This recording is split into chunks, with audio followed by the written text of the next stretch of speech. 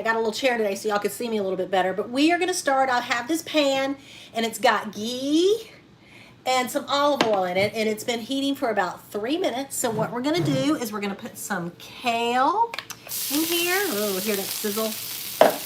And then we're going to put some squash and we're going to let it cook up for a few minutes, okay? We're going to see.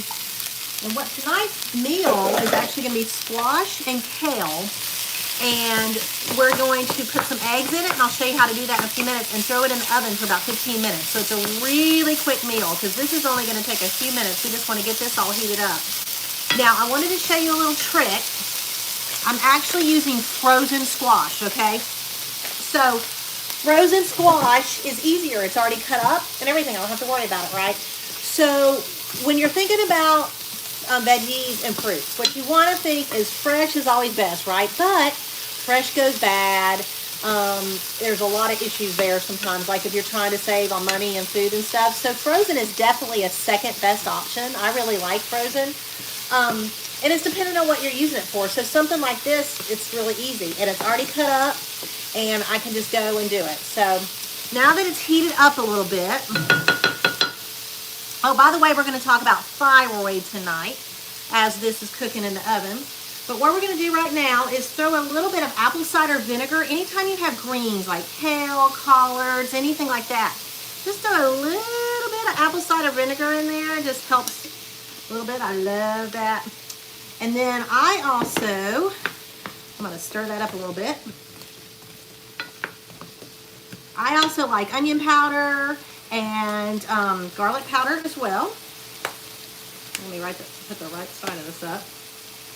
So I'm just going to put a little bit of that, a little bit of the garlic powder.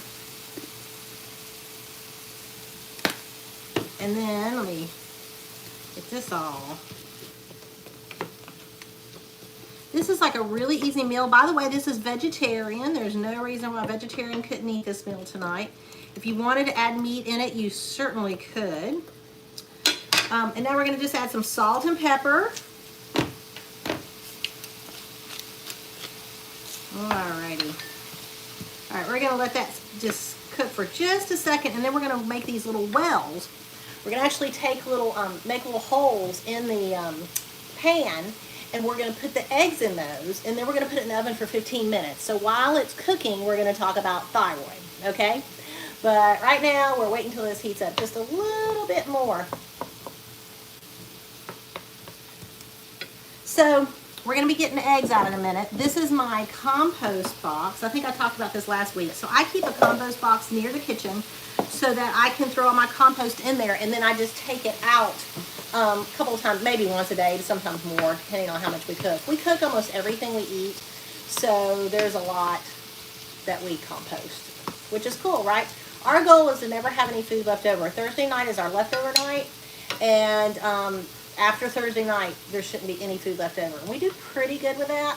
So what I'm going to do right now is I'm actually going to make little holes in here. And I'm going to take the, trying to see if you can see the little hole right here. And I'm going to put eggs in them. So, I'm going to grab this. It's easier for me to do it that way. And here's an egg. It's really simple. If it doesn't go right in the hole, it's no big deal. You're just trying to get it in there so it can cook. Yeah, there we go. Now, this is a meal that if you don't eat all of it, you could eat it for breakfast. You could throw another egg with it, make sure you get some more protein. Eggs are about 6 grams of protein a piece. So, now I like to put a little bit more salt on top of the eggs. And don't forget, last week we talked about you want to add finishing salt, which is more of a rock salt, a grinding salt at the end. You don't want to do that right away. So I'm going to move all my stuff here. And okay, so far we've started, we've had squash and greens. I've got kale in here. We heated those up a little bit, then in the ghee and the olive oil, and then we added garlic and onion powder, salt and pepper, and the eggs. So now we're going to have, I've had the oven heated. It's at 375. Got to sneeze. Excuse me. We're going to put this in the oven. Let me do this chair I got in here. glasses are going to get, oops. So if you can see this, this is what we're putting in the oven. Now, tip for you. I like to keep my mitts right on top of the oven so that I don't forget and burn myself. So we're going to come over here. We're going to talk about some thyroid. Let me see if I can get this over here. Give me just a second. Yeah, I'm going to bring my light over here too. Alrighty, let's see. Hi everybody. So we're gonna wait. I'm gonna have to tell my assistant, Alexa, set a 15-minute oven timer. Oven timer, 15 minutes, starting now. So if you don't have an Alexa, which I love my Alexa for cooking, there are actually apps that you can get that show different parts of your stove and your oven, and you can put on there how long something's supposed to be on that particular burner or whatever. So that's an option. I love my Alexa is used mainly for cooking, finding out the weather, and that's probably it. Sometimes I ask her about how old people are, like different actors. How old is that actor? Okay, so the thyroid. The thyroid is literally right here, the thyroid gland. It's butterfly shaped. It's a hormonal gland. It definitely produces hormones. It's responsible for our metabolism and a lot of chemical processes in the body. Produces hormones that act like chemical messengers, and they deliver them to all over the place. So there's a lot that's resting on this thyroid.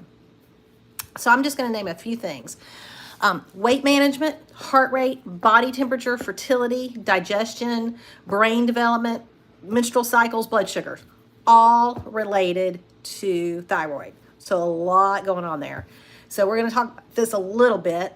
60% of people, women in particular, have hypothyroidism and don't know it.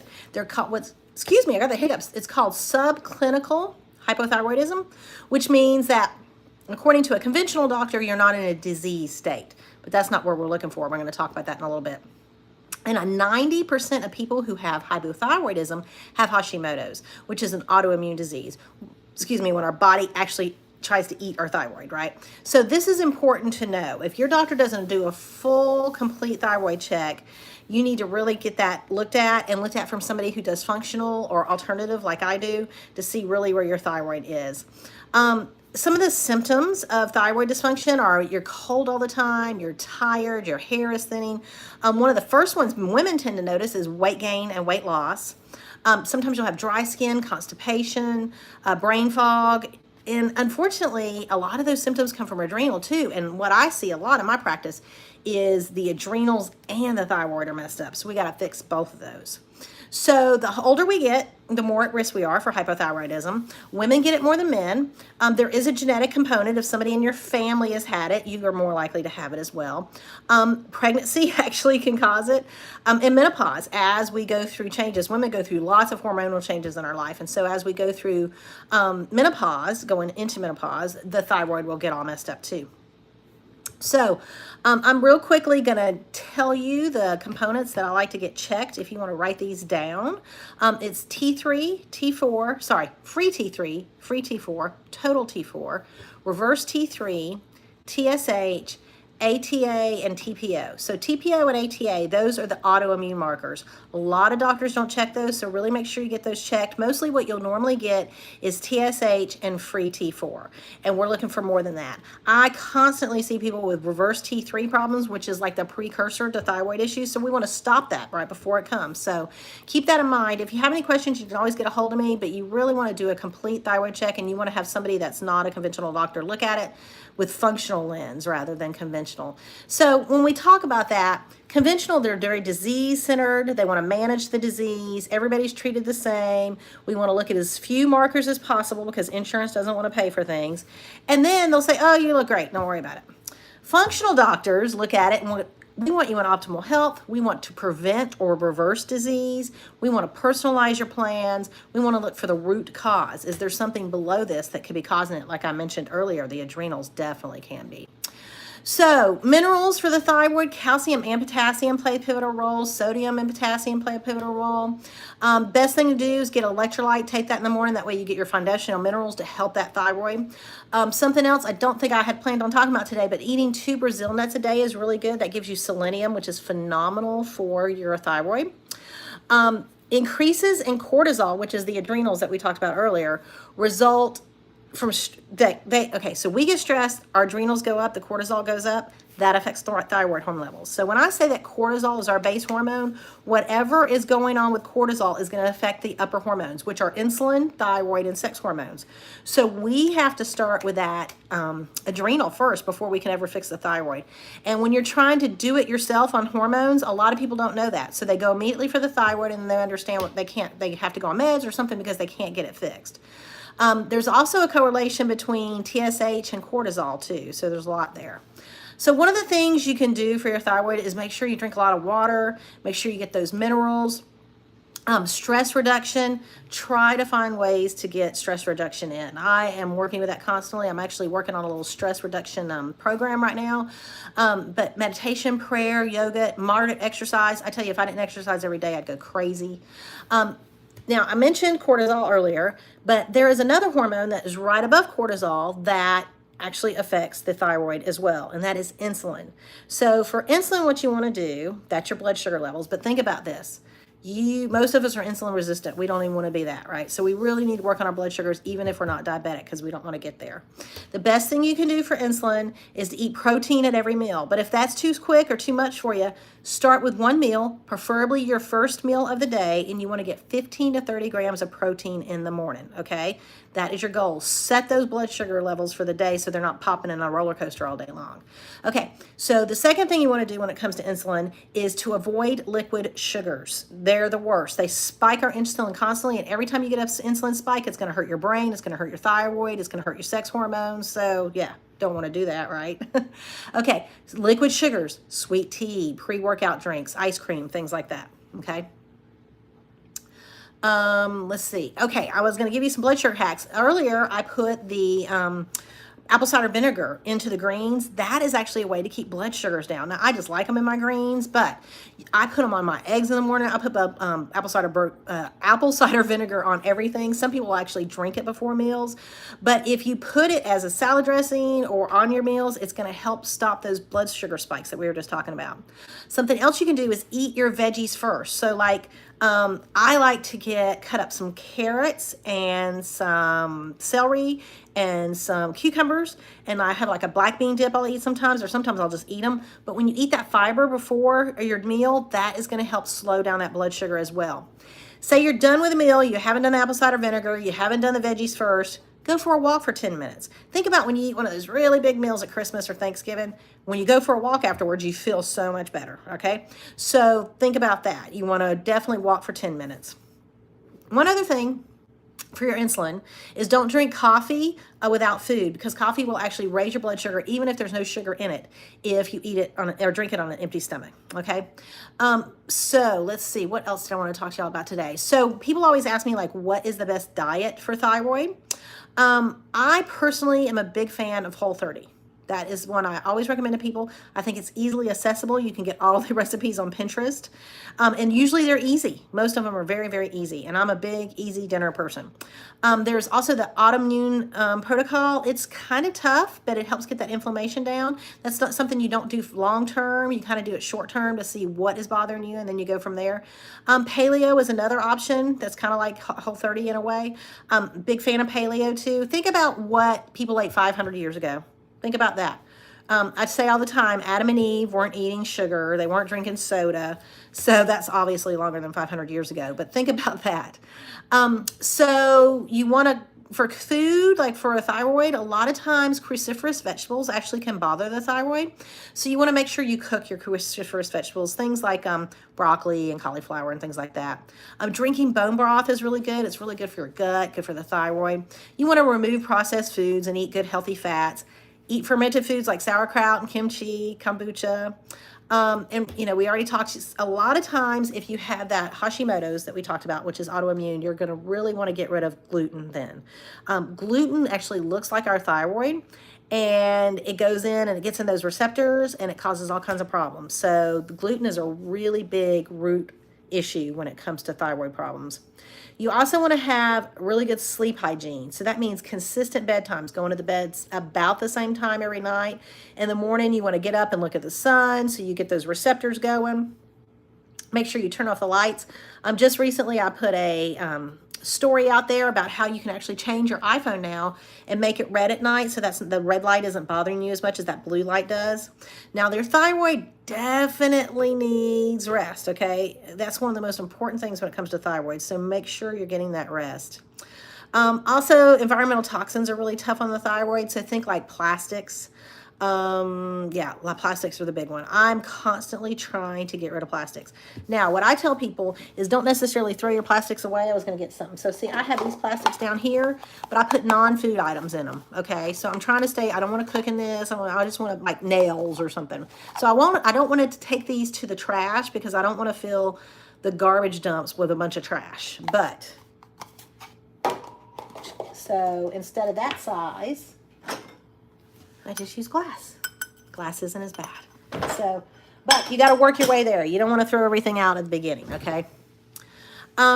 Synthetic fragrances are another thing that's really tough on the thyroid. Perfumes, anything synthetic, household cleaners, anything that's plugged in the wall that is putting scent into your house, get rid of it now. That is so inexpensive, it doesn't matter. Get rid of it. Throw them away. Don't wait till they're done. They're disgusting for you. And if you have kids in the house, animals in the house, not good for anybody, okay?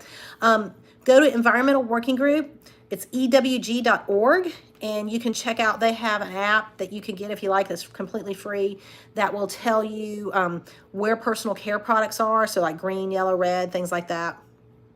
Some essential oils. So this is another one you may want to list out. I'm fixing to list it out for you, and you may want to use on your thyroid actually area, okay? So this could be a mixture, or you could just use one of these. So lemongrass and myrrh, clove, rose geranium, frankincense, and peppermint. So any of those can be used alone on your thyroid, or you could actually put them into something and like roll them on the thyroid once or twice a day. There's another one that's got frankincense, clove, myrrh, lemongrass, basil, marjoram in it. So a couple of different ways you can go with that. So if we're thinking about quick actions you want to do for your thyroid, okay? So you want to be gentle with yourself. This is not something that you did on purpose. It just happened, okay? You want to make sure you have regular meal times and regular sleep times. It's really important for your body to feel safe. And our body doesn't feel safe when it doesn't know when we're sleeping next and doesn't know when we're eating next, okay? Think about making a gratitude journal. Try to focus on the positive. A lot of times when people are dealing with thyroid issues, it's so overwhelming. So really try to focus on the positive. Think about maybe doing some lymphatic drainage. You know, like you can dry brush your skin. We can talk about that later. Walking 10 to 15 minutes a day. Make it that walk after dinner if you need to. And shower water filters too. That helps keep clean water coming at you. So that's another option you could do that's pretty quick. So if you don't know me, I'm Dr. Angel, and I have Hormone Heaven. It is a 6-month program that works on the hormone hierarchy, which is what we were talking about earlier, how cortisol is the base hormone, then insulin, then thyroid, and sex hormones. And what I do with you in that 6 months is I work with you to get those hormones where they need to be. People sleep better, feel better, lose weight. It's a great program. We work mainly with food and lifestyle. And then if you do need supplements, well, we'll do that as well. But it's more of working with you every day, trying to get those habits established so that you stay healthy for a while. So we're going to ask the assistant now what time we're at. Alexa, how much time left? You have 2 minutes left on the oven timer. So we have 2 minutes. So let's come over here. I'm going to move the light.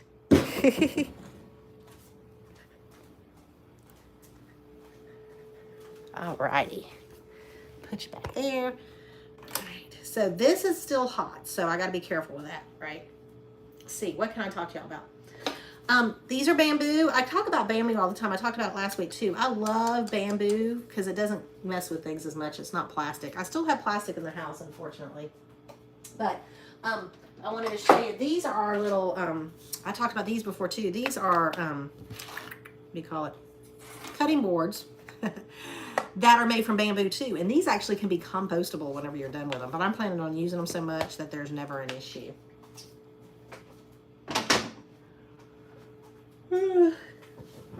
It's hummingbird season. This is our hummingbird feed. I'm excited.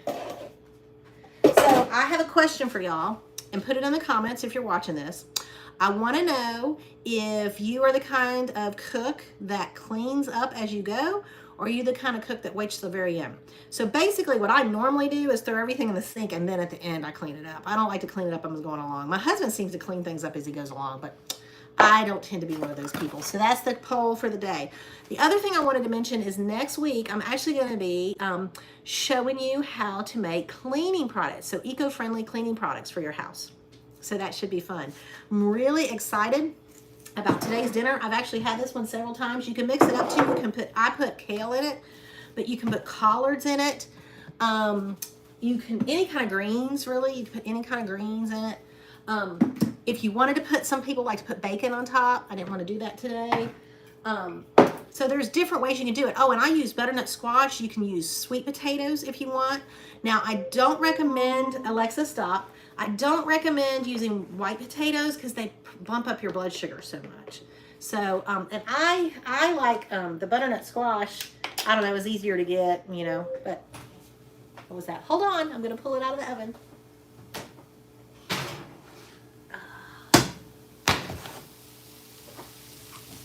So let me pull it up here. Yay! So this is squash, kale, and eggs, y'all.